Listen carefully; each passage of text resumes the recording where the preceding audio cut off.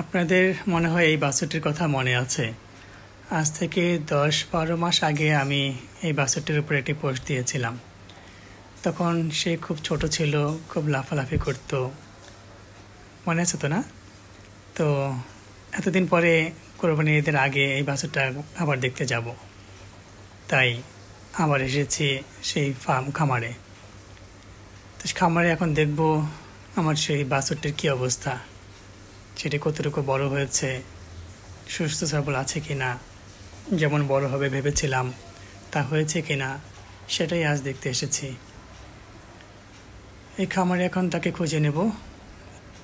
খামারের এই শেডগুলিতে সব বড় বড় গরু, আমাদেরটা নিশ্চয়ই এত বড় হয়নি, কাজে এখানে ওকে পাওয়া যাবে না। সামনে ছোট গরুর শেড আছে, সেখানে গেলে হয়তো ওকে পাওয়া যাবে। যাওয়ার পথে অন্য গরুগুলো দেখে গেলাম। এই শেডগুলিতেই খামারের সবচেয়ে ছোট গরুগুলি আছে, ছোট মানে অল্প বয়সী এবং সাইজেও ছোট। তো আমাদেরটা তো ছিল লালচে বর্ণের, যেটাকে আমরা লালচে বলি আর কি। এটার মতো, তবে এটা না, অনেকটা শাহিওয়াল টাইপের, শাহিওয়াল জাতের। এই গরুগুলো দেখতে সুন্দর, তবে আমাদেরটা এটা না, আমাদেরটা খুঁজে নেই। এটাও না। এই সামনে, হ্যাঁ এখানে, জি এটাই হচ্ছে আমাদের সেই বাছুরটি, যেটি আগে দেখেছিলাম অনেক ছোট ছিল, লাফালাফি করতো। এখন সে মাশাআল্লাহ বেশ বড় হয়েছে আর দেখতেও অনেক সুন্দর হয়েছে।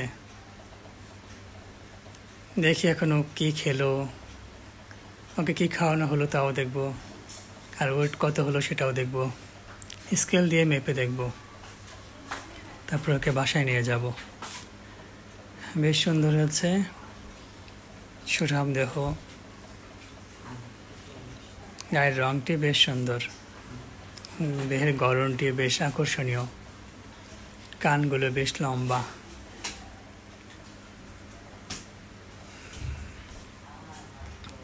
এখন ওকে নিয়ে স্কেলে উঠাবো।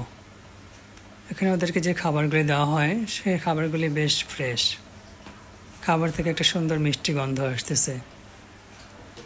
খাবারের মধ্যে থাকে চিটাগুড়, এই চিটাগুড়ের কারণে ওদের খাবারের আগ্রহ আরও বেড়ে যায়।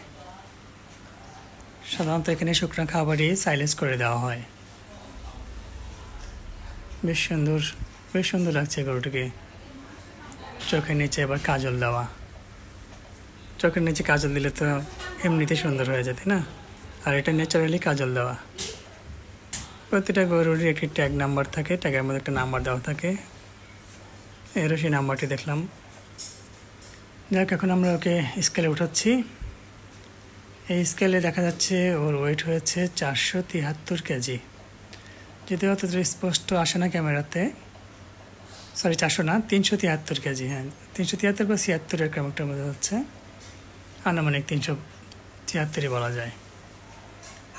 যাই হোক, গড়ে 373 কেজি হয়েছে। আমরা ধারণা করেছিলাম ওর ওজন হবে 400 কেজি, মানে আমাদেরকে খামার থেকে বলা হয়েছিল যে 400 কেজি হবে কোরবানির আগে। তো কাছাকাছি হয়েছে। শারীরিক গঠনটি বেশ সুন্দর লাগছে। আল্লাহর ইচ্ছায় আমরা ওকে এবার কোরবানি দেবো ইনশাল্লাহ। যদিও আমি কোরবানির আগে আপনাদেরকে এটা পোস্ট করতে পারিনি, বিভিন্ন ঝামেলা ছিলাম। এখন কোরবানির পরে আপনাদেরকে এটা জানালাম। আল্লাহর ইচ্ছায় এটা আমরা কোরবানি দিয়েও দিয়েছি অলরেডি।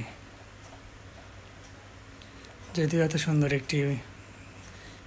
একটি গরু কোরবানি দিতে ইচ্ছা হয় না, তারপর আল্লাহর ইচ্ছার উপরে কিছু নাই। তাই সুন্দর আদরের এই গরুটি ঈদের দিন সকালে আমরা আল্লাহু আকবার বলে কোরবানি দিয়ে দিলাম। এই আনন্দ সবার মাঝে ভাগ করে নিলাম। তার মাংস সবার মাঝে ভাগাভাগি হয়ে গেছে, সবাই ভাগ করে নিয়েও নিয়েছে। গরিব দুঃখী আত্মীয়স্বজন সবাই এটার ভাগ পেয়েছেন।